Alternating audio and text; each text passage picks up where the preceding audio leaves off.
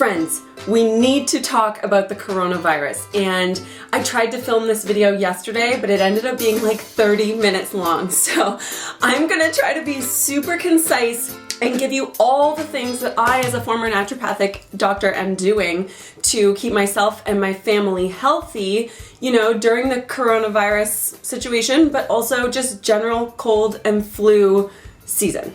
We know there is a lot of fear-mongering going on around the coronavirus or COVID-19 situation in the world right now, and certainly it does need attention, but there is a lot of momentum behind it. And that panic, that hysteria, actually blocks people's abilities to think logically and reasonably about what they actually have control over. Right? You don't have any control over the media and the hysteria and all the panicking going on. All you have control over is yourself, your own body, your own immune system. So I really want to empower you here today with a whole array of things, at least 20 things that I can think of off the top of my head that you can be doing to protect yourself and to support your immune system through any kind of sickness that you come up against. Okay, here's what you need to do before you get sick, okay? Now, prevention right now is absolutely everything. And not only so that you can build up and support your immune system to protect yourself from getting sick, but also that if you do get sick, then you're getting sick from a place of having a really good, strong, robust immune system, so you'll be able to get over it much quicker. First of all, wash your hands. This is what you're seeing everywhere, all over social media. Everyone's advice is just wash your damn hands, especially if you've been in a public place and you want to be making sure you're washing your hands properly in hot, soapy water.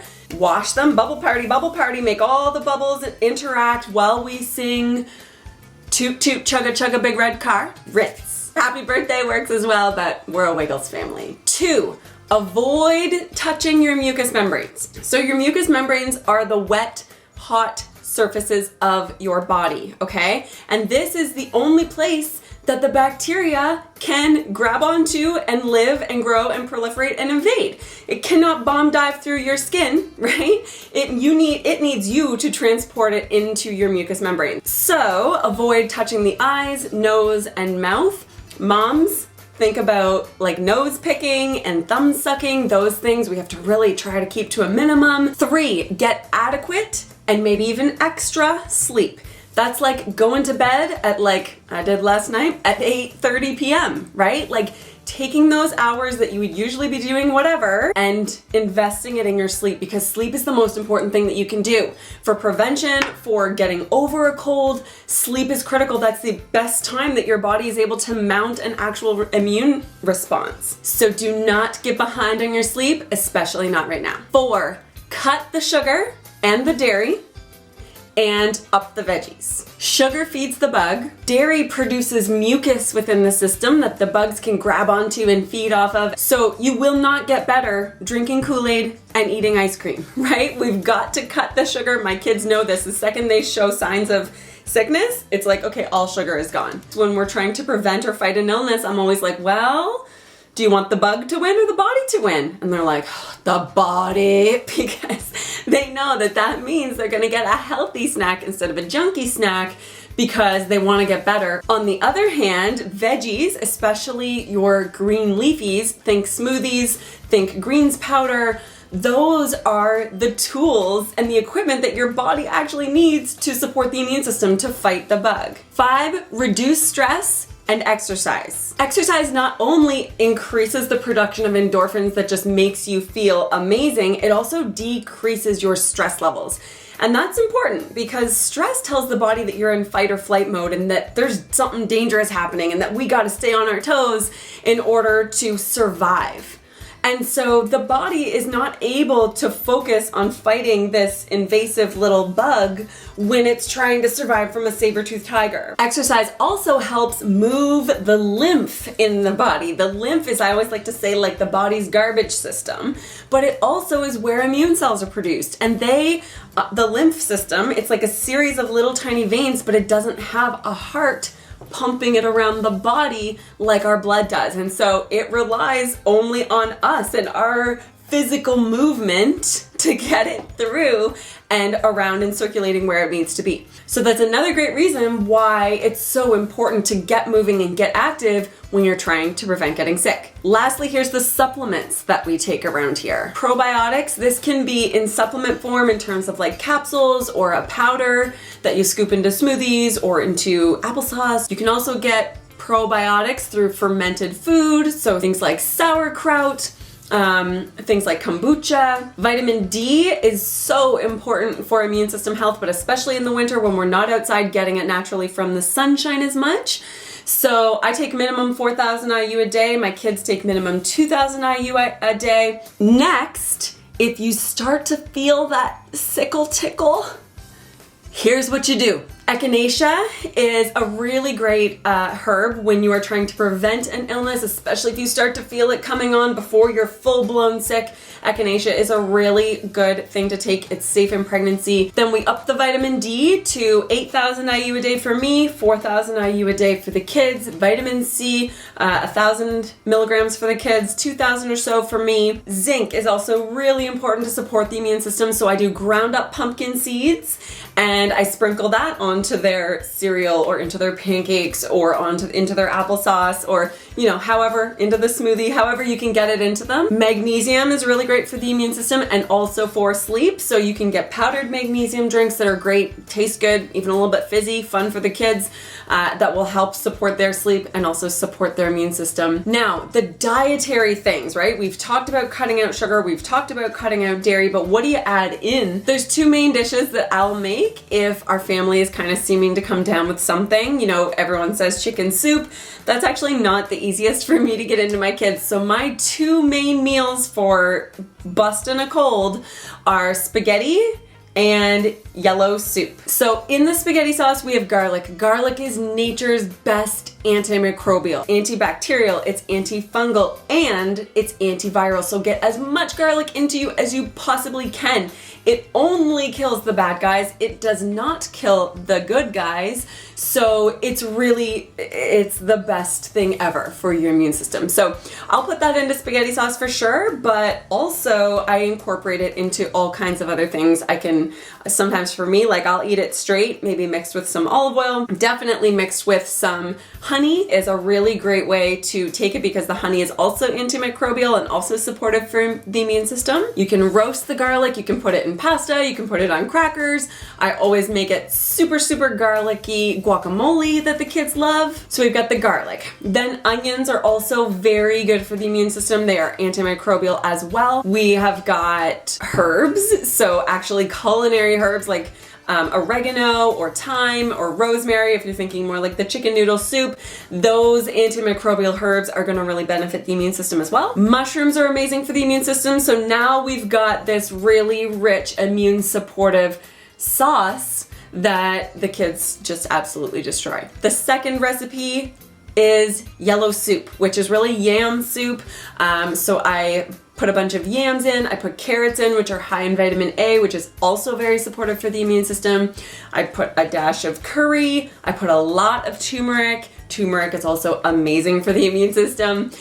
We have onions in there, blend it up, and then we have a pureed soup. Often we'll do garlic bread on the side, which is made with fresh garlic. So I'm just like fitting in all these immune supportive foods and herbs because I know what they are doing to support the immune system, but really playing them off like this super yummy homemade dish, which they are, which is great. Don't ask me for recipes. I don't measure anything. It never tastes the same twice. But if you've got the ingredients, you can kind of play and create for yourself. Next, if you're starting to get sick, you want to think about a neti pot. So a neti pot is more for like sinus or upper respiratory tract infections, that postnasal drip, things like that. Neti pot sounds totally weird. I was gonna do a demo for you, but I don't have my lid down here and I'm just not gonna run upstairs and get it. So what you do is it comes with a little package of,